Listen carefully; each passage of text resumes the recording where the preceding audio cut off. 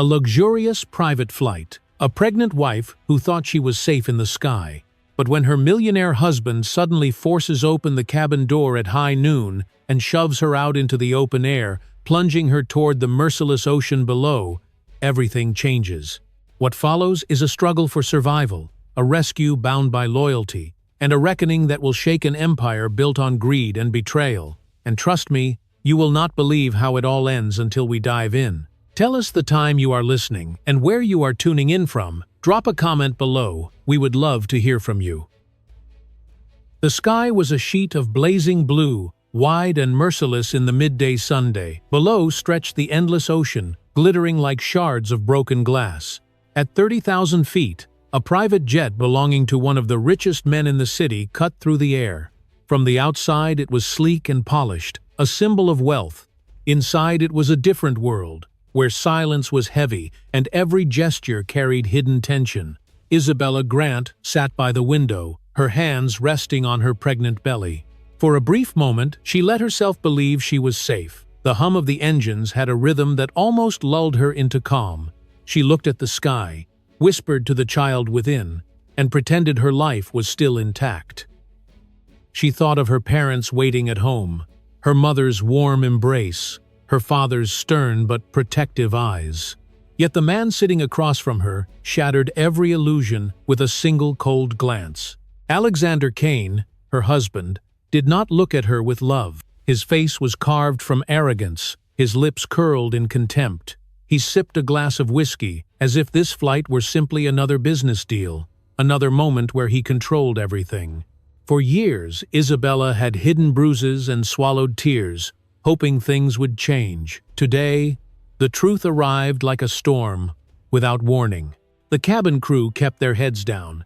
They had served drinks, adjusted seatbelts, and now stood frozen near the back of the plane. They had seen arguments before, but never silence this sharp, never a gaze so filled with cruelty. Each attendant felt fear coil inside them. None dared speak. They knew too well that Alexander Kane was a man who tolerated no resistance. The air felt colder, though the sunlight burned through the windows. Isabella turned her face toward her husband. She tried to speak, to remind him she was carrying his child. The words never left her lips. He set down his glass, rose from his seat, and walked toward the emergency hatch. His movements were deliberate, almost ceremonial, as if he were preparing for a performance. She felt her heart slam against her ribs. Panic tightened her chest. "Please," she whispered, voice trembling. "Don't do this."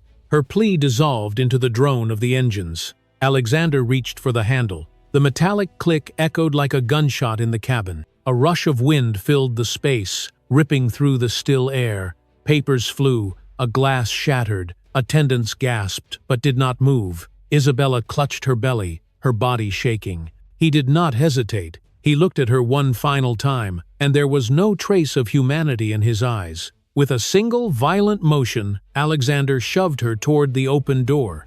The world turned into chaos. Wind tore at her hair. Her dress whipped around her body, and then there was nothing beneath her feet. For one horrifying second, she was suspended between the luxury of the jet and the merciless sky. Her scream was swallowed by the roar of air as gravity pulled her down. The attendants cried out in shock, hands covering their mouths, but none dared rush forward. The door slammed shut again with brutal finality, sealing the secret of what had just happened. Inside, silence pressed heavier than before. Alexander returned to his seat, poured another drink, and stared into the glass as if nothing had occurred. Outside, Isabella tumbled through the sky. The midday sun scorched her face. The ocean grew closer with terrifying speed, and her arms flailed desperately. She thought of her mother's touch, her father's commanding voice, the family she longed to return to. Then she thought of the tiny life inside her. That thought pierced through the terror and made her fight for one more breath, one more second. The ocean rushed upward, vast and merciless. The moment of impact came with a deafening crash of water, swallowing her whole. The ocean swallowed Isabella whole. One moment the sky was a blinding wall of blue. The next she was submerged in a world of violent gray-green waves. Salt water rushed into her mouth and nose, burning her throat. Her arms thrashed desperately, fighting to keep her head above the surface. The impact from the fall had left her ribs aching and her body trembling. Every breath felt stolen, as if the sea itself was trying to pull the life from her lungs. Her cream-colored dress, once elegant inside the jet, clung heavy and soaked around her body. The fabric tangled around her legs, dragging her down. Each kick upward felt slower than the last. She tried to scream, but the sound died in bubbles. Above her, the sun glared mercilessly, shards of light stabbing through the waves. Isabella's hands instinctively pressed against her swollen belly. A sharp pain cut across her side, but her instinct to protect her unborn child was stronger than the agony. In the chaos of the water, she whispered words only she and the life inside could hear. "Hold on, please. We have to survive." The sea roared back with no sympathy. Waves lifted her high, then slammed her down with brute force. Her lungs burned. She coughed violently, swallowed more water, and fought to keep her head above the surface. The horizon spun in dizzying circles. She could not tell where she was or how far the shore might be. The realization struck her like another blow. There was no shore. There was only endless water. For a moment, despair crushed her. Images of her mother Helen filled her mind, the warmth of a gentle hand brushing hair from her forehead, the soft voice of prayer whispered at bedtime when she was a child. Helen had always told her that even in darkness, one had to hold faith. Isabella clung to that memory like a rope in a storm. Her arms felt like lead. Her legs threatened to stop moving. The temptation to give in, to let the water claim her, pressed heavy. She imagined her husband's face, the cruel certainty in his eyes when he pushed her from the plane. He wanted her gone, erased from his world. Rage flickered deep inside her chest. She could not let him win. Not now, not ever. She forced herself to move again. Kick, breathe, claw at the surface. Each second stretched into eternity. Her body screamed for rest, yet the thought of her child kept her alive. She pictured the tiny heartbeat that had given her hope. She would not let that heartbeat be silenced here in this cold abyss. The sun blazed overhead, making the water shimmer like molten glass. Between waves, Isabella lifted her head and saw nothing but horizon. The silence between crashes of water made her feel smaller than she had ever felt. A tear slipped from her eye, mixing with the salt of the sea. She whispered again, voice ragged, "Mama, help me, please." Her strength ebbed. Each wave that lifted her seemed higher, heavier, crueler. She coughed until her throat was raw. The world blurred. For the first time, her vision dimmed as if curtains were closing on her life. She thought she heard her mother's voice in the wind, telling her to hold on. Then, in the haze of exhaustion, something broke the horizon. A shadow moved across the glittering water. Her blurred eyes struggled to focus, but there it was. A boat, a small vessel cutting through the waves, its outline glowing under the noon sunday. Her heart jolted. It might be real. It might be salvation. Isabella's arm lifted weakly, fingers trembling as she tried to wave. Her voice cracked into the sea air, barely more than a whisper. "Here, I'm here." The ocean crashed around her, but the shadow grew larger. Hope pierced the darkness, fragile but undeniable. The boat cut across the waves like a blade, its bow rising and falling with the rhythm of the sea. On deck, Captain Jonathan Miller shaded his eyes against the midday glare. At first, he thought the movement in the water was another trick of the Sunday. The ocean often played illusions, flashes of light and shadows that vanished when one looked too closely. But then he saw her, a lone figure struggling against the vast expanse, an arm lifting weakly, a dress clinging like a shroud. "Man overboard!" he roared, his voice carrying across the deck. The crew scrambled, eyes widening as they spotted the drowning woman. Without hesitation, Miller tore off his jacket and dove into the water. The sea closed around him, cold and relentless, but he pushed forward with powerful strokes. Years of service had carved discipline into his body, and now every muscle obeyed without question. Isabella was sinking, her arms flailing in slow motion as exhaustion dragged her under. Her lips parted in a final plea, though no sound emerged. Just as her head slipped beneath the surface, a strong hand seized her wrist. The grip was firm, unyielding, a lifeline in a world of chaos. Her eyes flickered open underwater. She saw a blur of a man, his jaw set, his determination burning even through the current. She clutched at him with the last of her strength. Together they broke the surface in an explosion of spray. Isabella gasped, coughing, every breath clawing back life. "I've got you," Miller shouted over the roar of the waves. "Hold on!" She could not answer, but her body clung to him instinctively. He pulled her against his chest, turning so the waves would not drag her away. The distance to the boat felt endless, but the sight of his crew lowering ropes and shouting directions gave him fuel. Inch by inch, stroke by stroke, he moved toward safety. On deck, sailors threw a life ring and hauled on the rope until both bodies emerged from the water. Hands reached down, pulling Isabella onto the planks. She collapsed, her body limp, chest heaving with ragged breaths. Salt water poured from her lips as she coughed violently. A blanket was draped around her shoulders, shielding her from the wind. Miller climbed aboard behind her, dripping and breathless, but his eyes never left her face. Something in her features struck him with sudden recognition. The curve of her jaw, the determination hidden beneath her pain. Memories from decades past surged forward, from battlefields and commands shouted under fire. He knelt beside her, brushing wet strands of hair from her face. "What is your name?" he asked, voice low, almost reverent. Her eyelids fluttered. "Isabella," she whispered. "Isabella Grant." The words pierced him like lightning. For a moment he could not breathe. Grant. The name carried weight. He remembered Edward Grant, his commanding officer, the man who had once dragged him from the line of fire, saving his life when all seemed lost. He remembered the promise he had made silently in that moment. If ever the chance came, he would return the debt. Miller's hand tightened gently on her shoulder. His voice steadied, carrying both awe and resolve. "You are Edward Grant's daughter." Her lips trembled, confusion flickering in her eyes. She nodded weakly. "My father, do you know him?" A shadow of a smile crossed the captain's face, tempered by the weight of memory. "I served under him. He was my commander, my protector. I owe him everything. Now it is my turn to protect you." Isabella's tears mixed with seawater on her cheeks. For the first time since the fall, she felt the crushing loneliness ease. She was not adrift. She was not forgotten. A bond older than her own life had reached across the years to pull her from the depths.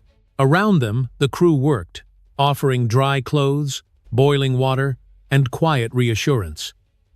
But the connection between Isabella and Miller held steady, a line of fate drawn long ago. As the sun blazed above the rolling sea, Isabella closed her eyes. Her body shook, yet her heart found a fragile peace. The rescuing hand that had pulled her from death was no stranger. It was the hand of loyalty, of debt, of destiny. The cabin of the fishing vessel was small, built from weathered wood and steel, smelling faintly of salt and old ropes. A single lantern swayed from the ceiling as the boat rocked gently on the afternoon waves. Isabella lay wrapped in a coarse blanket on a narrow cot. Her body still trembled from cold and shock, her lips pale, but the steady rhythm of her breathing showed that life had returned. Captain Jonathan Miller sat on a stool beside her, his elbows resting on his knees, eyes fixed on the woman he had pulled from the ocean. He had saved lives before, both in war and at sea, but something about this rescue felt different. As she stirred and her eyelids flickered open, he felt the weight of memory pressing down on him. Isabella blinked, disoriented. The ceiling above her was unfamiliar, low and creaking with every shift of the waves. For a moment, she thought she was still in the water. Then she saw Miller, his weathered face lined with years of storms and battles. She flinched, clutching the blanket tighter. "You are safe here," he said softly. His voice carried the calm authority of a man who had faced danger countless times. "You are on my boat. No one will harm you." Her throat ached, but words tumbled out, hoarse and trembling. "He pushed me. My husband. He wanted me gone." Her hand pressed against her stomach, as if to shield her unborn child from the memory. Tears welled in her eyes, hot against the chill of her skin. Miller studied her in silence. The name she had spoken earlier echoed in his mind. Isabella Grant, daughter of Edward Grant, the man who had once stood like a wall between his soldiers and death. He reached out slowly, placing a steady hand on her shoulder. "Listen to me," he said. "I know who you are. Your father was my commanding officer. He saved my life. I have never forgotten his face, his courage, or his voice. You are his daughter, and that means you are under my protection now." Isabella's breath caught. For a moment, disbelief flickered in her eyes, but then the truth of his words sank in. She had grown up hearing stories of her father's service, his loyalty to his men, the sacrifices he had made. To find one of those men here, in the middle of the ocean, was a miracle she could barely comprehend. Her tears spilled freely. "My father," she whispered, "he never spoke of it much. But I always knew he carried something heavy from the war. And now, here you are." Miller nodded. His voice grew firmer. "Your father gave me a chance to live. I swore to myself that if I could ever repay that debt, I would. Today the sea gave me that chance, and I will not fail." The crew outside moved quietly, their footsteps muffled against the deck. The world beyond the cabin seemed distant, almost unreal, as if this small room existed in its own sphere of fate. Isabella felt her fear ease, though it did not vanish. For the first time since the betrayal on the plane, she was no longer alone. "I cannot go back," she said, shaking her head. "Alexander will not stop. He has money, power, people who will cover his crimes. He will tell the world I vanished, and no one will question it." Miller leaned forward, his gaze unwavering. "Then we will not let him control the story. You survived. That means his secret cannot stay buried. We will find a way to reveal what he has done." "No!" Her lips trembled, but strength began to rise beneath the surface of her voice. "I want to fight. Not just for me, for my child." The captain's hand tightened gently around hers. The bond between them was sealed, not by chance, but by loyalty that had traveled across years and generations. The lantern above swayed again, casting shifting shadows across the cabin walls. The sea outside continued its endless rhythm, but inside the small room, a different current began to flow. Isabella was no longer drifting without anchor. She had found an ally, one bound to her, not by blood, but by honor and debt that could not be broken. Morning light spilled through the small porthole of the cabin, painting the walls in shades of gold. Isabella sat upright, her blanket draped loosely around her shoulders. Her body still carried bruises from the fall, but her mind was sharper than it had been in days. A sailor entered quietly and placed a folded newspaper on the table beside her. She glanced down, her breath catching as her eyes fell on the front page. The image was unmistakable. Alexander Kane stood tall at a gala in the city, dressed in his finest suit, his smile wide as cameras flashed around him. At his side was Sabrina Lewis, her glittering gown clinging to her figure, her hand resting boldly on his arm. The headline celebrated them as a new power couple, their influence spreading across business and society. Isabella's stomach turned. She traced the outline of her husband's face with trembling fingers. There was no grief in his expression, no mention in the article of a missing wife. He had erased her already, replacing her with the woman he had chosen to flaunt. Her chest tightened with rage. For months she had suspected betrayal, but seeing it displayed for the world to admire was more than a wound. It was a knife driven deeper. Each second, she stared at the page. Miller stepped into the cabin and watched silently as Isabella's hands shook. He knew that look. He had seen soldiers discover treachery in the ranks, men who realized their sacrifices had been betrayed by those they trusted. Isabella lifted her head, her eyes red but burning. "He did not even hide it," she said, her voice raw. "I was nothing to him. All this time, I thought I was protecting our family, protecting my child. But to him, I was already gone." Late. Miller pulled a chair closer and sat across from her. "This is not just betrayal of love," he said firmly.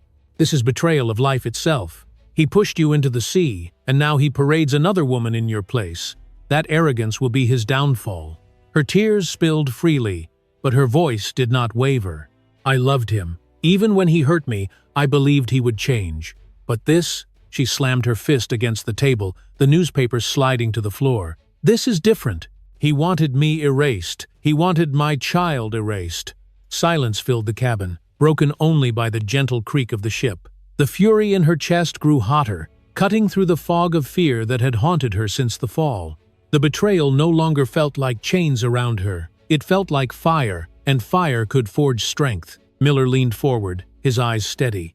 "You have a choice, Isabella. You can let this betrayal destroy you, or you can use it to stand taller than you ever thought possible. I have seen what anger and grief can do. They can consume, or they can sharpen. Let this sharpen you." Isabella bent down and picked up the newspaper again. She stared at the photo of Alexander and Sabrina, their smug faces glowing under chandeliers. For the first time, she did not feel powerless. She felt the stirring of resolve. "My father always said the truth cannot stay hidden," she whispered. "If I am alive, then his lies will not hold. I will not let them."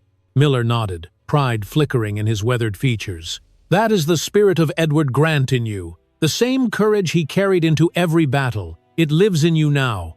She folded the paper carefully, no longer trembling. The tears had dried on her cheeks, leaving only the imprint of strength. Isabella Grant, once broken and abandoned, was no longer the woman who had begged on a plane. She was the woman who had survived the ocean, and now she was the woman who would rise against betrayal. Outside, the sea rolled endlessly toward the horizon. For the first time since the fall, Isabella did not see it as a prison. She saw it as the road forward, a vast expanse leading her toward justice.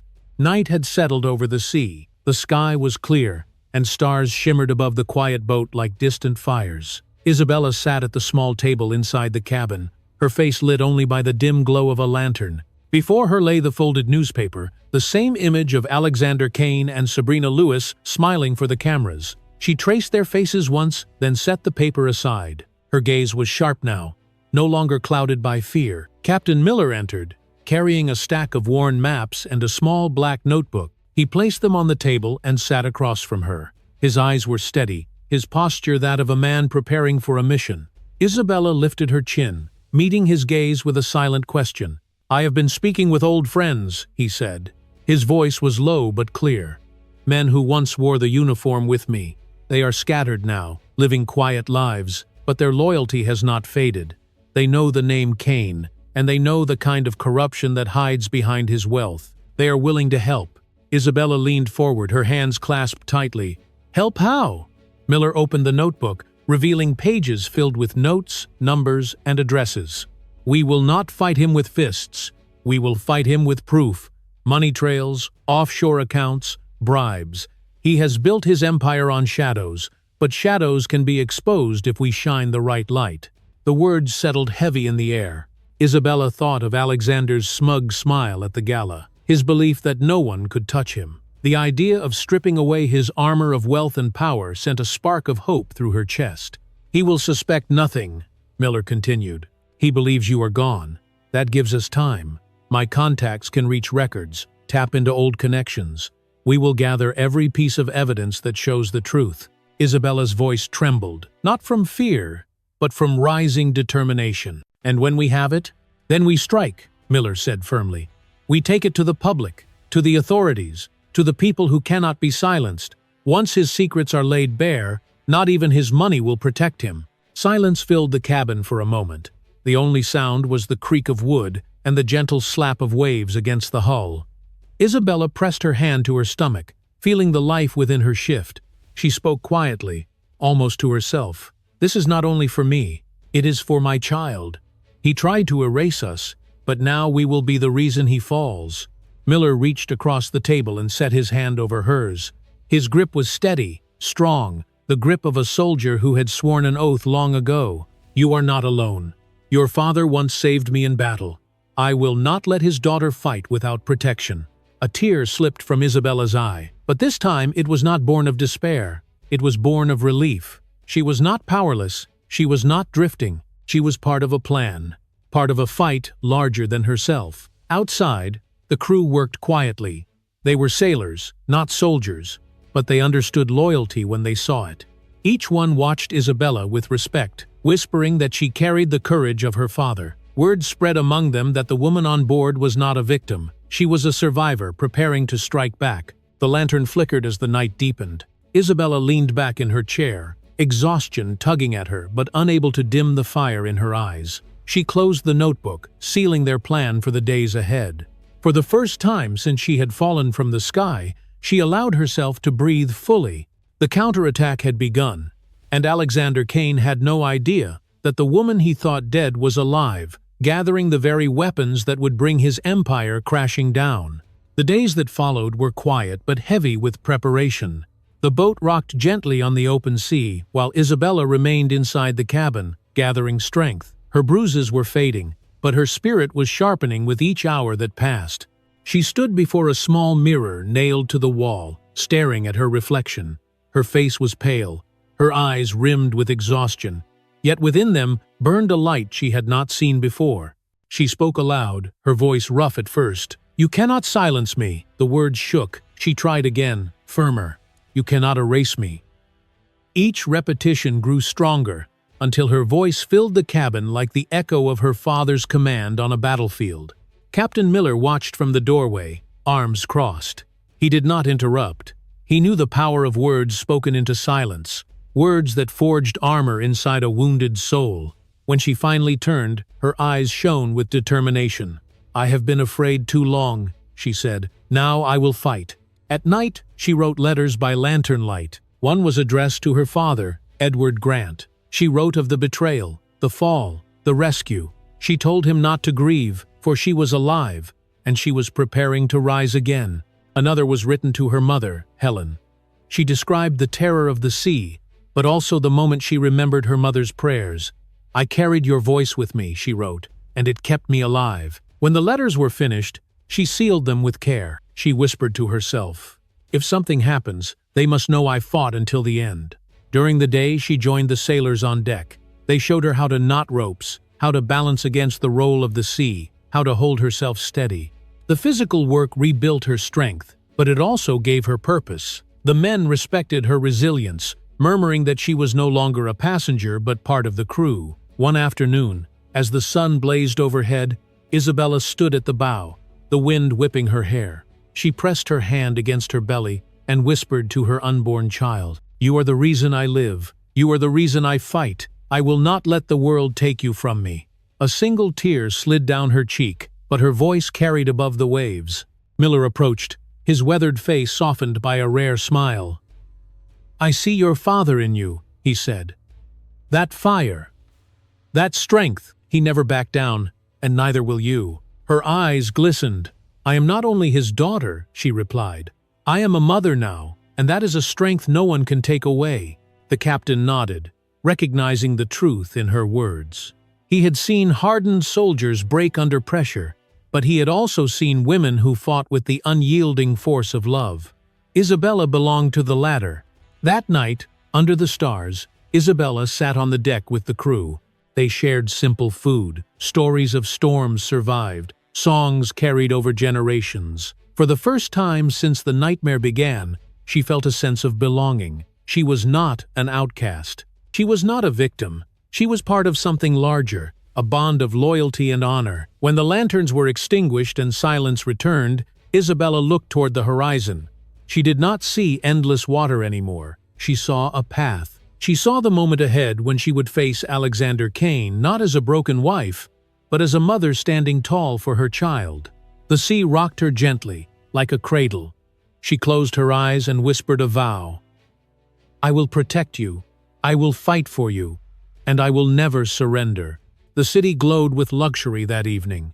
Chandeliers sparkled inside a grand ballroom built on the deck of Alexander Kane's private yacht. The air was heavy with perfume and the sound of clinking glasses. Guests moved in elegant gowns and tailored suits, their laughter rising above the music.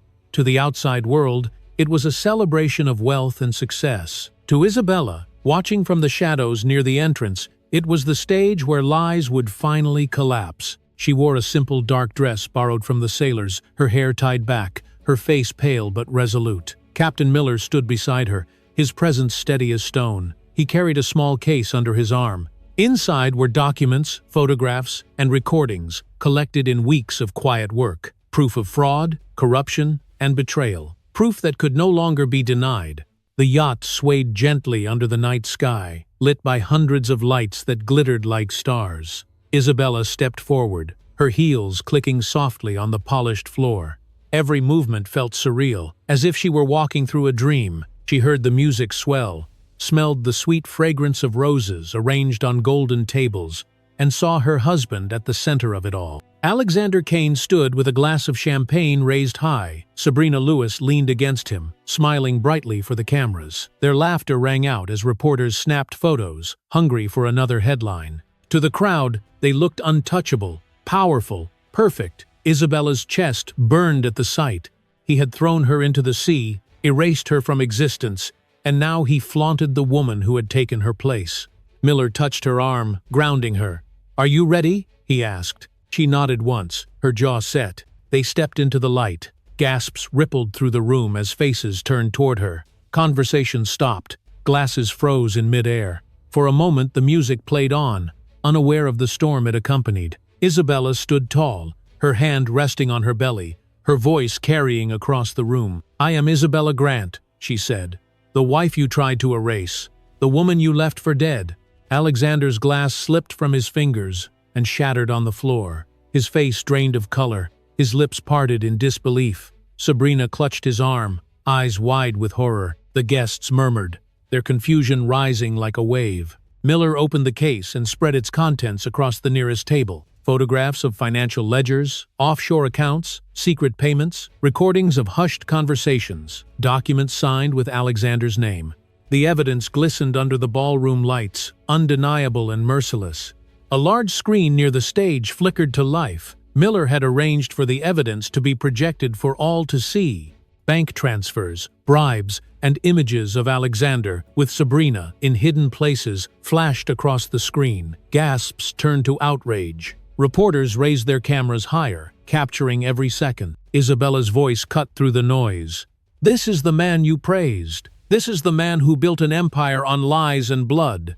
And this is the man who tried to kill the mother of his own child." The silence that followed was heavier than any sound. Then the crowd erupted, voices rising in disbelief and anger. Guests backed away from Alexander, their admiration dissolving into disgust. Some shouted, others demanded answers. Cameras zoomed in on his pale, trembling face. He tried to speak, but his words drowned in the noise. "She lies," he muttered, but the evidence screamed louder than his denial. Isabella looked at him one final time, her eyes no longer pleading but resolute. "The truth is here. You cannot bury it, and you cannot bury me." The ballroom had transformed from a place of celebration into a courtroom without walls. Under the glare of lights and the gaze of hundreds, Alexander Kane's empire began to collapse. The ballroom still shook with chaos when the sound of sirens sliced through the night. Red and blue lights flashed across the water, bouncing against the polished sides of the yacht. Guests turned toward the windows, their voices rising in panic. The music had already stopped, and now silence gave way to fear. The doors of the yacht burst open as officers in dark uniforms stormed inside. Their badges glinted under the chandeliers, their boots striking the floor with finality. Conversations died instantly. Every camera turned from Alexander Kane to the men carrying the authority of the law. The lead officer stepped forward, his voice steady and commanding. "Alexander Kane, Sabrina Lewis, you are under arrest for attempted murder, fraud, and corruption." Gasps rippled through the crowd. Some guests pressed closer, hungry for every detail, while others backed away as if the scandal might stain them too. Reporters raised their microphones higher, capturing every word. Alexander stood frozen at the center of the room. His face, once smug and confident, was now a mask of disbelief. He looked around desperately, searching for allies among the wealthy faces he had entertained for years. None stepped forward. Eyes that had once sparkled with admiration now glared with disgust. Even those who had profited from his empire turned away, unwilling to be dragged down with him. Sabrina clung to his arm, her diamonds trembling as her hands shook. "This is a mistake," she stammered, her voice cracking. "We are innocent. This is all a lie." But the officers ignored her.